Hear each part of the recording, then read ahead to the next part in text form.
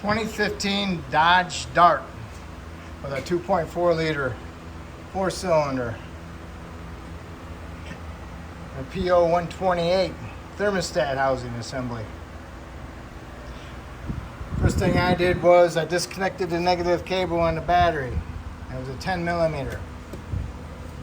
Tuck it down in there so it doesn't come back up and touch. Got me a little sucker. I sucked out my overflow tank, my coolant bottle tank. Sucked out as much as I could get because I don't want to drain any out the bottom. I want to remove it and try to suck it up through the radiator hose the best I can through it. So now I got the battery disconnected. Now what we need to do is remove the PCM.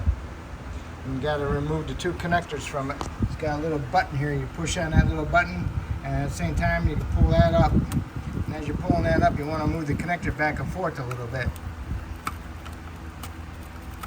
So what you're doing is you're pulling this connector off. Okay? Try not to get any coolant in this connector, please. All right, next thing, same thing. Push it in, remove it, and wiggling it, pulling the thing out as I pull up a little bit, very slowly. All right, got that one. Got it out of the way. Now I'm going to remove the PCM, 310s. Okay. The bottom stud of the PCM is the ground cable. Okay, make sure you put this back on there on the outside of the PCM, not on the inside. Then I got me a door panel tool, and I took this clip out the side of the battery tray, and also this clip out also. And they're both for the PCM connectors, so I can get them up out of the way a little bit. Okay. Next thing you want to do, you want to disconnect your hose for your brakes. Got to undo this clip, and you can pull it off. I'll get to that in a second. So what we're going to do is we're going to remove the vacuum pump. Okay? Get the vacuum pump out of there so that way we can have better access to the thermostat assembly. Jumping back to the battery box, what we're going to do, we're going to take this out so these things don't scratch your arms all up. So there's a 10 here, and a 10 right here. There's a 10 right there. Also a wire harness right there. I'm going to remove that out of it. Put that out of the way. So you remove those 3 10 millimeter bolts. Okay. Out of the way. Got a little bit more room now. Yes, indeed. Next thing you need to do is remove this. What you do is you spread these out on the sides, these ones on the end. Spread those open a little bit. Take a little screwdriver in there and pick it up. Okay? Get it up that tall, and you can pull it off. You can, if you can get a zip tie or something, zip tie it off to the side. That's what I'll do. And then you got the vacuum pump right here. You got one bolt there, right here. 1, 2, 3. Remove those bolts.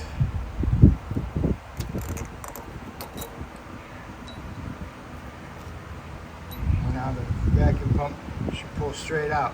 Once you get it out, don't play with it. Just set it down off to the side because it's kind of like offset inside there. So it should go right back in when you put it back in. All right, there's the vacuum pump. Got 2 O-rings, one there and one here. You can get them, replace them. Still got a little bit of a hump to it. So I'll just clean it up a little bit and put a little bit of silicone around it. Careful, there's a little screen right there. Next, we got to disconnect our coolant temp sensor.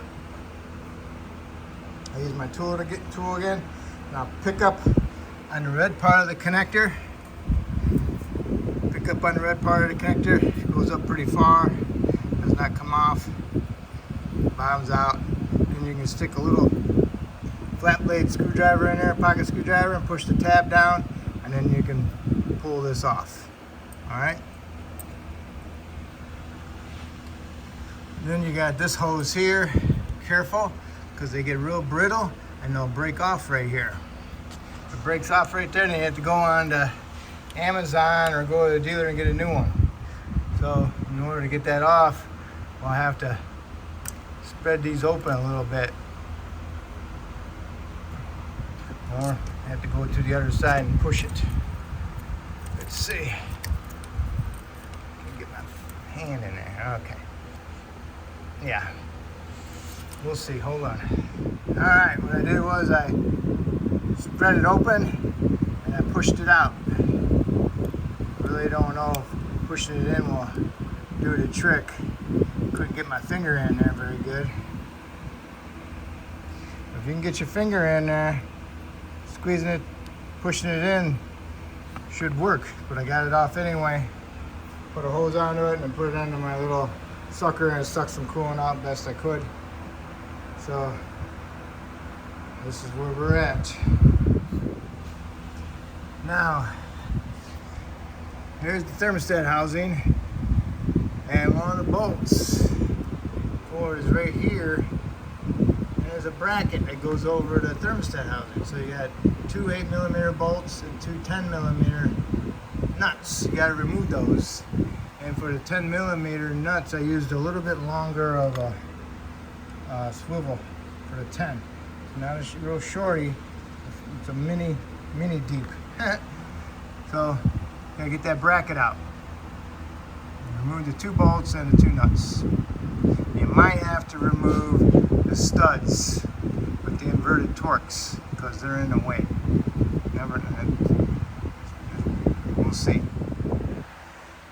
Okay, I got the bracket out, but I had to remove the upper stud. Alright, it's a screw with a flat. This is a 5 inverted Torx, which is a 4mm 6-point wrench or socket. I had to use a wrench to get it all the way out. But then I dropped my wrench and I had to use needle nose vice grips. But as you're taking this out, this thing gets pushed off the intake and it gets bound up. So you got to watch out when you're removing this, is this doesn't get bound up in there. Okay? So I'm not going to put this back in, but I'm pretty sure I'll put the bracket back up there. And just so you know, that bolt on the thermostat is the same length as the one above it that went to the bracket.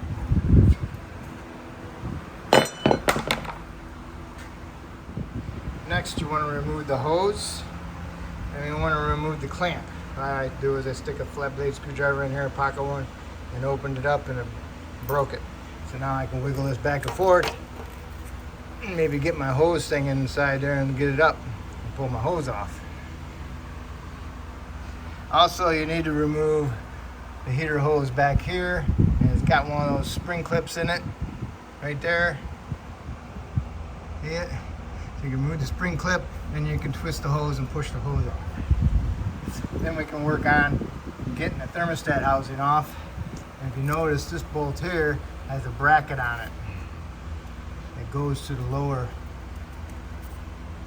radiator hose. So you got an upper and you got a lower. And that's a bracket.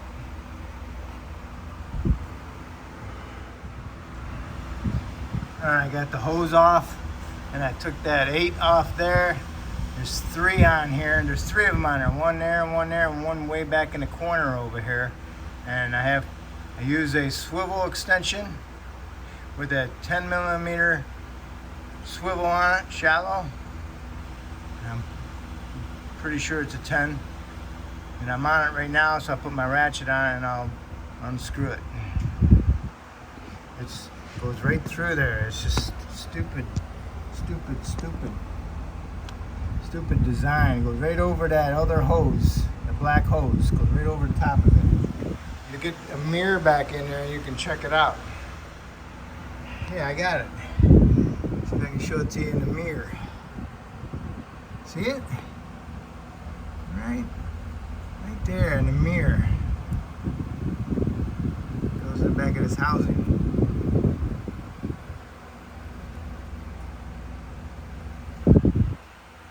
And then I got got one more bolt right here I gotta get. It's got one, it's got 4 bolts on it. Sorry. Wondering why it wasn't coming loose. Alright, I got the housing pulled out. Remove the clip. Put a little screwdriver in there, pull it up. Now all I gotta do is twist it and push it off, or pull it off. Put some pension in there, that'll help it lube it up a little bit. Alright, I got it out. Here it is. Look at that, huh? I'd say it took me approximately an hour and maybe 15 minutes to get that out. Put your clip back in. Now get your new part and see how that thing is. Stupid holder. Isn't that stupid? Yep.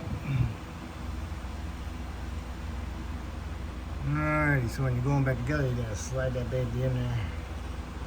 Alright, I'm gonna go get my new part. Okay, I got my new thermostat. Go ahead and clean out the surface down there. And I put a little bit of silicone sealer around, just a little bit. That'll help slide it in there, plus help seal it in case there's any imperfections in the housing. So I'm gonna have me a couple bolts ready to go. So when I get down in there, I can put my bolts in and get them started. And like I said, don't put this hose on there yet. Which one is going to go like that? Gotta go underneath that little bracket. Okay? Okay, I got the housing in there. I got that one started first. Put that one in there. And then I got the top one in there. And I ran them all down finger tight. I just put that one in there just to help get everything lined up. So now I gotta do the bottom one. Got it on my 6-inch extension, shallow. And I got some little paper towel in there to hold my bolt. Hopefully I can weasel it inside there and find the hole. Like I said, you can always get your mirror, go behind there, and see what you're doing. If you don't remember how to get that down in there, I forgot too. So we got to push this heater hose line all the way down. That one, push it all the way down as far as you can get it. Then you can slip your socket with your extension with your bolt on it right through there. Use your mirror, see where you're at, and push it in there. And it's not a straight shot, but I'm using a swivel extension, 1/4 inch, and I'm trying to get it started with my fingers, and I got it. And then I can use my little 1/4 inch electric ratchet to run it up. So now I'm gonna snug up my outer 3. Oh, actually, I probably should put my bracket under here on that one. Take that one out, put my bracket in there, snug that one up, get all these other ones started, and then I can go ahead and tighten my 3 up and then tighten my last one with the extension on. I'll just leave that on there. Okay, got all my bolts snugged up. Give them a good little torque, like 110 inch-pounds, 120 inch-pounds. Got my bracket bolts tightened up. Got my heater hose on. Make sure your clip's on there. Push it on there, and see if you can pull it off. Good. Next, I cleaned up my head where the pump goes. Looks like they use anaerobic sealer. That's for fine machine surfaces sealer. So I'm gonna see if I got any of that, and I'll use that instead of sealer. And we'll see. I got this from years and years ago from GM, anaerobic sealer. A little bit goes a long ways. Tap it around it. I said a little bit goes a long ways. It'll squish out what I don't use. If you didn't turn it, it should just go right back in there. Okay? You might have to jiggle it back and forth just a little bit. Okay, get the pump lined up, get the bolts in, snug them up, and you want to torque them to 25 to 30 foot-pounds. And then you can hook up your vacuum line, hook up your coolant hose, hook up your coolant temp sensor, hook up your radiator hose, put a new clamp on it.